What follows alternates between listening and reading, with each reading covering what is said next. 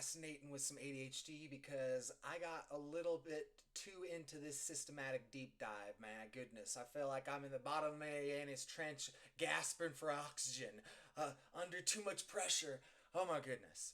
And that's where I'm sorry to say, but I can't have this in the typical, easy uh, was it video script format. It's still in a video script format, but I'm sort of jumping in midway because I got this system too much of a system, man. I got all that Pinocchio and the freaking Rumpelstiltskin, the Dragon Ball Z, and then other cultural dimensions on top of other cultural dimensions on top of other cultural dimensions. Now the video script's like an hour and a half long. Fuck that, man. I have chronic fatigue. I ain't dealing with that. So let's just get into it. So we previously already discussed the Rumpelstiltskin dynamic, the Pinocchio dynamic, and the gender dynamics in Dragon Ball Z. The hypermasculinity and the erasure of some of the femininity, these kinds of things. But now we're getting into some of the cultural, racial amputations. So let's start here. The same amputation logic that processes bodily difference in gender operates on cultural and racial otherness. Nam is introduced as explicitly South Asian coded Indian visual markers, monk aesthetic frame, nonviolent motivation, saving his village, bodily discipline over domination. In another narrative economy, Nam would be represented ethical strength without conquest. Instead, the show does three things. First, it frames aestheticism as lack. His restraint is subtly recoded as deprivation rather than choice. Holy moly, that's a loud plane. Or copter. That was a loud copter. Fly higher! Fly farther away! You're in the city! Oh, fucking sound pollution. Alright, so first, it frames aestheticism as lack. His restraint is subtly recoded as deprivation rather than choice. Hunger, celibacy, discipline are played for tension, not dignity. Second, it sonifies him as a cosmic foreignness. That single banjo string boing cue tells the audience unconsciously this is not a serious ontology or culture. This is a novelty. Third, it erases him after utility is exhausted. Once his moral point is made, he vanishes. Spiritual discipline is allowed to exist, but not to persist. Nam isn't attacked overtly, but he is rendered non-generative. His worldview cannot shape the future of the story. That is not just disrespect. It's a refusal of alternative modernities. Then there's Mr. Popo, and here's where things get much darker. Popo draws from Mahakala iconography, dark skin, guardian role, liminal cosmic authority, servient of time and destruction. These are profound theological concepts in Hindu Buddhist tradition. But watch the metabolic failure. Theological depth gets flattened into servant humor. Cosmic liminality turns into infantilized obedience. Darkness as transcendence turns into darkness as a visual gag. The result is a character who is visually indistinguishable from blackface caricature to Western audience, behaviorally submissive, narratively powerful but socially degraded.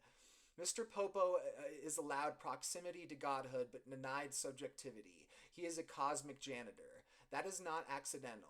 It mirrors how colonial modernity often treated non-Western spiritual systems. Useful, exotic, powerful, but not authoritative.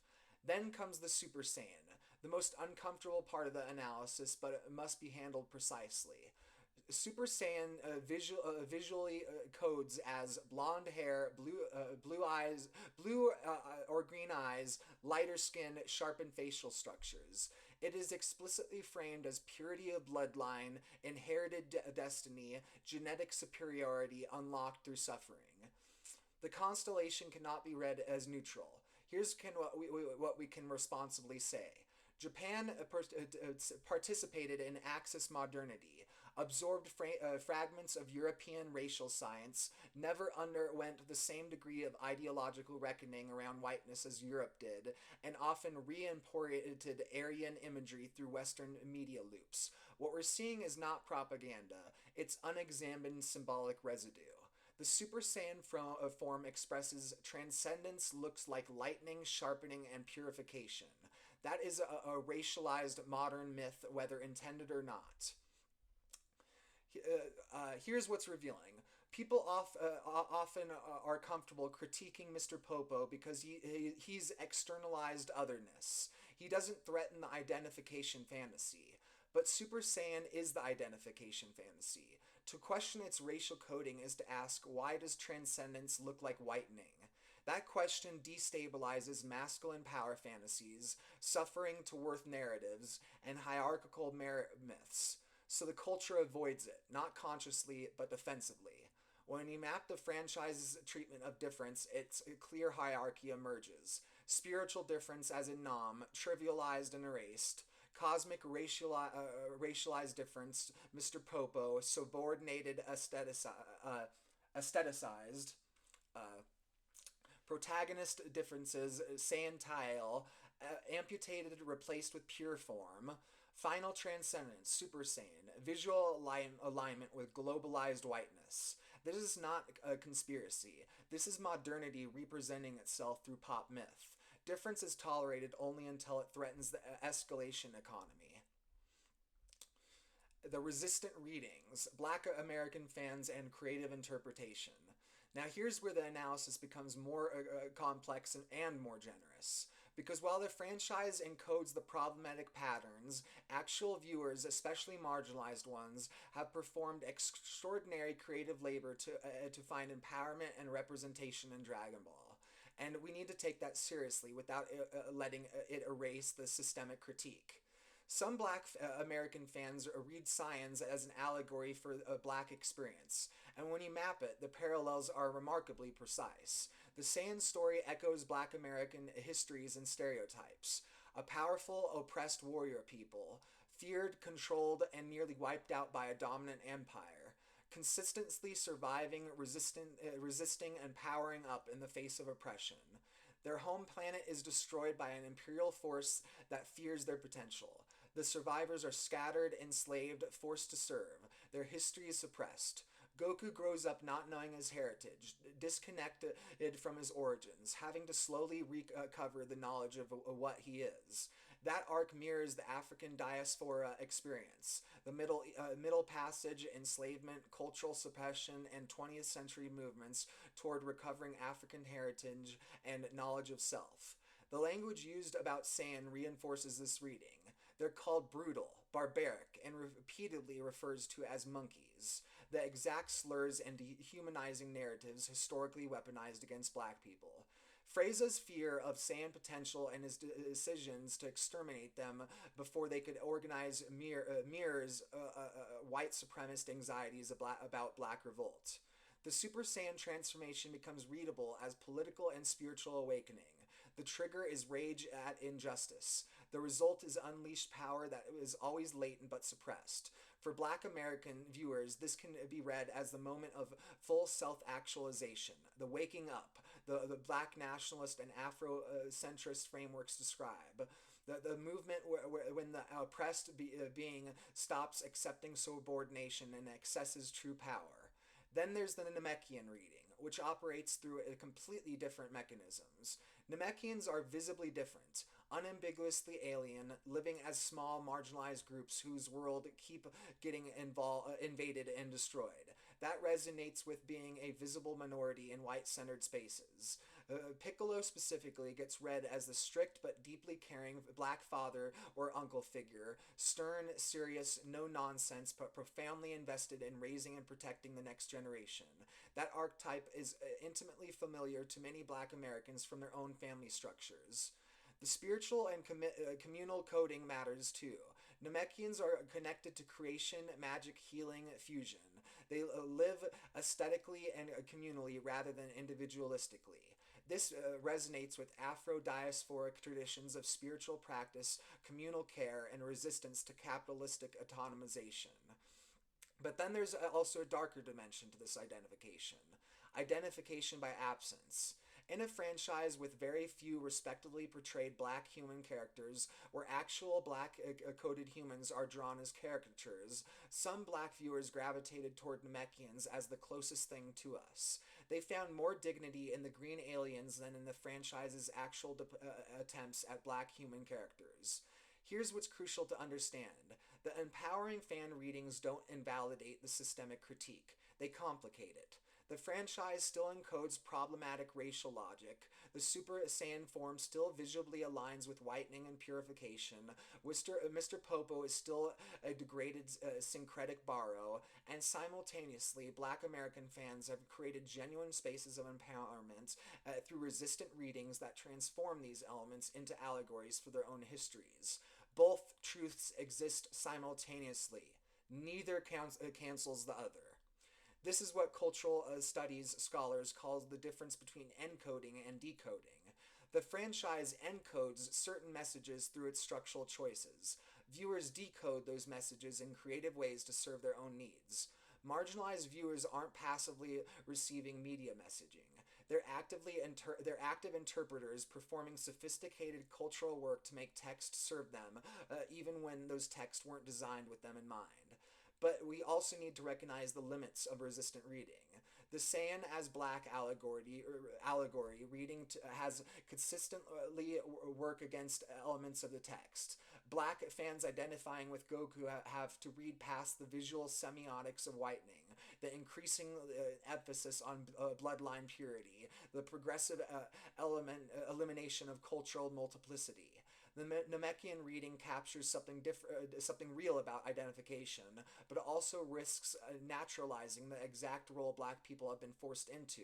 The magical wise helper who supports but does not lead. The peripheral figure called on for salvation but never centered. These readings are genuine, sophisticated, and meaningful for the people who hold them, and they're constantly struggling against a franchise that is structurally moving toward simplification, purification, and hierarchical monolith. Let's see. I think I'm about done with this one. Just more about all the flattening and, okay, what could have been. We already talked about what could have been from some of that perspective, but yeah. Imagine if Naum's communal ethics could actually shape the story's future, if spiritual alternatives to combat escalation remained generative rather than being erased after one arc. Imagine if Piccolo's Namekian wisdom wasn't subordinated to Saiyan bloodlines, if the Cosmic Guardian could lead rather than only support. So, yeah, there's other things added to that, too. Okay. Transdual solution. Okay, so what's the way out? What does a transdual response to this pattern actually look like? Okay, now we actually talked about some of that stuff already. Blah, blah, blah. Blah, blah, blah. Let's see. Move this over here. Check out this side of the screen because it went so long I had to click the nudge button, you know? I hit my character limit. You have to click nudge to make me go along, but it won't keep it in the same little format and text all nice and neat. Gotta love that. Gotta love digital formatting. Okay. Let's see.